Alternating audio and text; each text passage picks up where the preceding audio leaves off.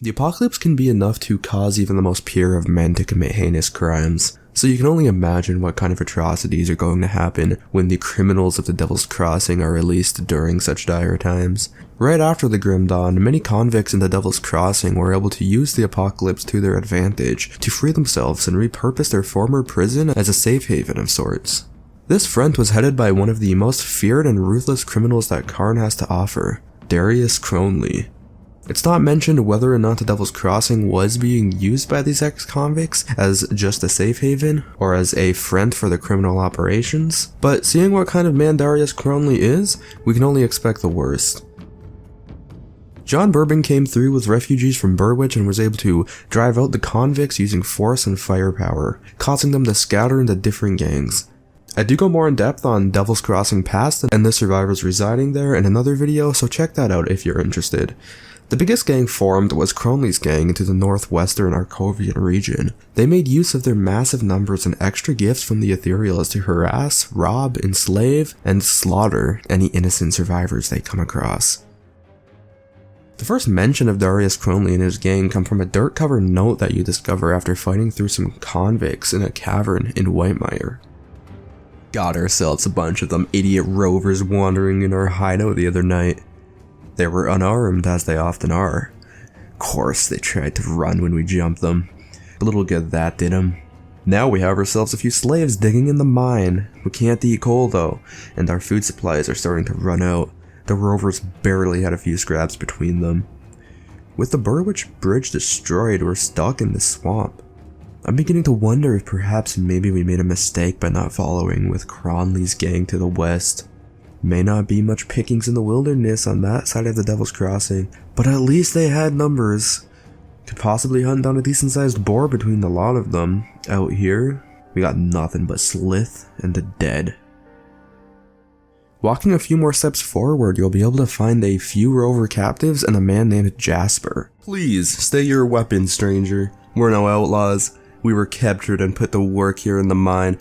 I hope you're here to set us free. You're slaves here? So it would seem, and nothing is worse to a rover than being confined. We're part of a rover band that set up camp in a secluded part of Whitemire hoping to avoid trouble, but trouble found us anyways. They captured 4 of us, but young Larkin and 2 other men who were here already died from overwork. They just left their bodies down here with us. Rovers follow the path of peace, but I can't help thinking the world is a better place since you sent those outlaws to meet their judgment. I can get you to Devil's Crossing using a rift gate. A rift gate? Curious. I thank you for your kind offer, but we should return to our people out in the swamps. That is our path. These convicts weren't nearly as organized as the aforementioned Cronley's gang, but capturing, enslaving, and overworking to death a few people just for some coal is still quite a sociopathic crime, to put it lightly. Jasper mentioned that he's part of the Rover clan, which is something that does come up a lot in Act 2 during this video, and I'll most likely be making a video completely dedicated to this faction in the future, but the basics of their story is that they are a violence-hating, pseudo-religious tribe of people that have no home and are on a never-ending pilgrimage to find inner peace. Upon returning to John Bourbon after defeating Warden Creek, he explains the outlaw situation to the northwest. But there are many more ethereals out there, some much more powerful than Krieg. Perhaps more disturbing, though, there are those of our own kind who would see us dead to take what little we have, or just for the pleasure of killing. Among the innocent who passed through this prison on their way to Krieg's lab were many violent criminals, murderers, and worse. Many of them escaped to the northwest after the Grim Dawn, forming into ruthless gangs who prey upon drifters still traveling the roads. Since a river separates us and them, they have not been a problem thus far. Except we need farmers to get back to the business of growing food before we all starve to death. The farmland that supplied this region is to the northwest, and we need to secure a hold there. Mornay recently returned from Old Arcovia to the northwest and can give you details on the outlaw situation and what needs to be done. I realize that you have been through much in recent days, but we cannot rest just yet. You're then introduced to Mornay, a man who just returned from a scouting mission in the Arcovian territory, where Cronley's gang's operations take place. Aye, An old mess has come back to finally bite us right in the ass. The river's kept them at bay for now, what with the broken bridge. It seems the bastards have garnered a taste for the one hole in the world they were once so eager to escape. I'm not going to beat around the bush. We're at war, and if we don't take the fight to them, they will surely bring it to us. I'd much rather fight on my own terms. Wouldn't you? I need you to enter the Arkovian foothills and show those bastards we're not a prize for the taking. Last I saw of them, they were mobilizing for something big across the river. Why don't you head on over there and introduce yourself? Upon asking what happened during his expedition to the northwest, he replies with, I set out with another scout, Elsa, to reconnoiter the lands in the northwest shortly after we had secured the Devil's Crossing. What we found was a wasteland overrun with predatory beasts, blood-hungry psychopaths, and refugees living in constant fear on the run. Our mission together ended when a vicious band of outlaws surprised us in the night. Elsa had argued against having a fire that night, but I was sure we were concealed. I wasn't cautious enough, and she paid the price. I thought I could protect her from anything, but when it came to it, I was felled by a bullet to the rib before the fighting even broke out. Elsa fought on like a devil, taking down 2 of the outlaws before they knocked her out. They took her with them and just left me there to die. I couldn't give up though, knowing those thugs had Elsa.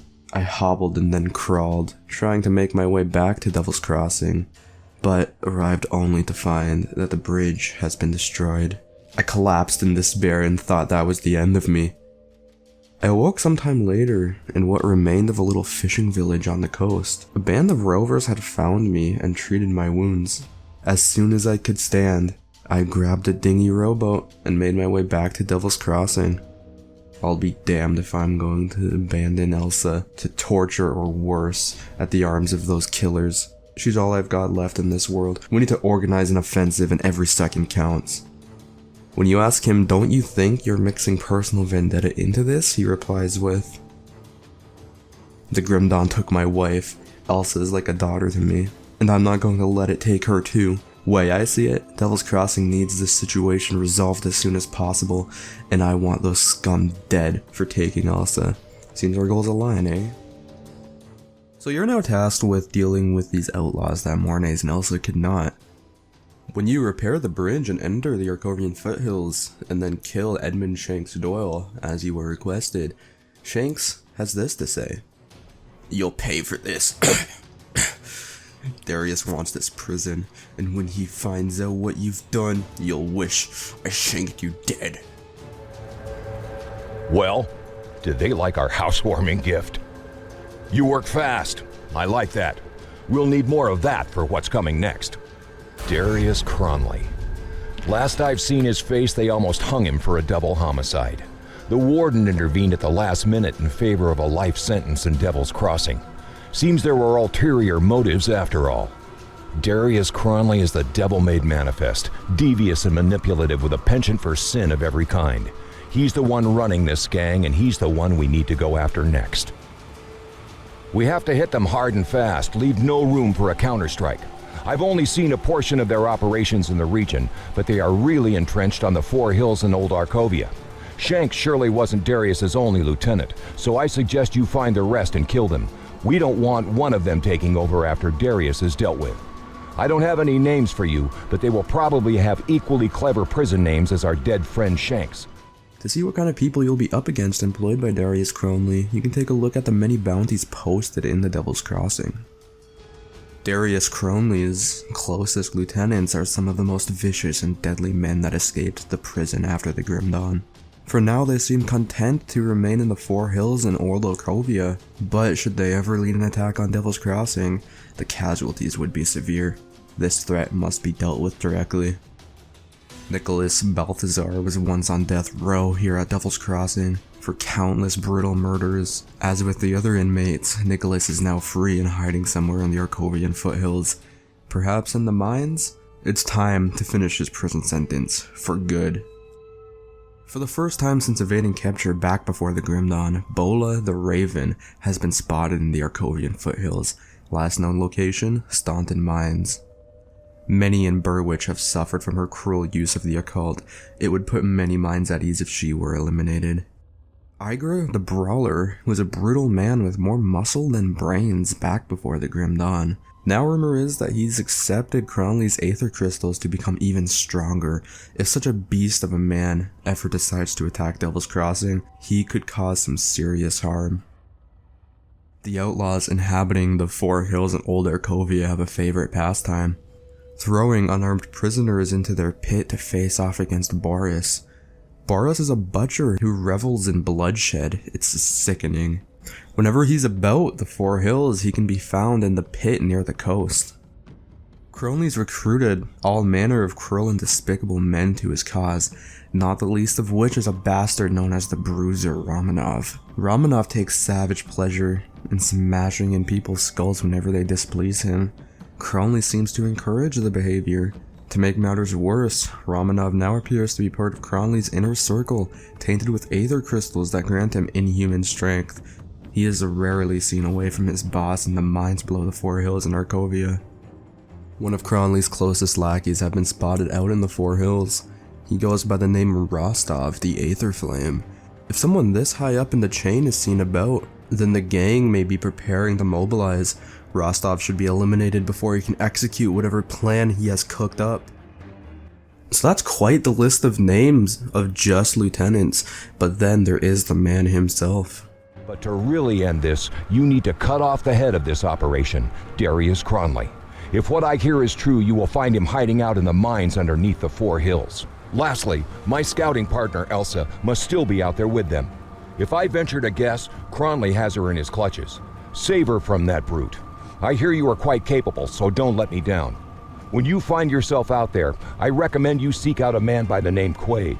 He and his group forsook the peaceful ways of the Rovers in favor of fighting back against the outlaws. And I'm glad they did. It was Quaid's people that pulled me from the jaws of death. So that's going to conclude part 1 about Darius Crowley and his crimes against humanity. In the next part, we're going to be going deeper into the Arkovian territory and into the Four Hills itself to see how Darius Crowley's gang operates and to see what people are directly affected by him. We'll also be learning more about the backstories of certain members of Darius Crowley's gang and Darius Crowley himself, and we'll learn what happened to Elsa. So stay tuned for that, and thank you guys for watching.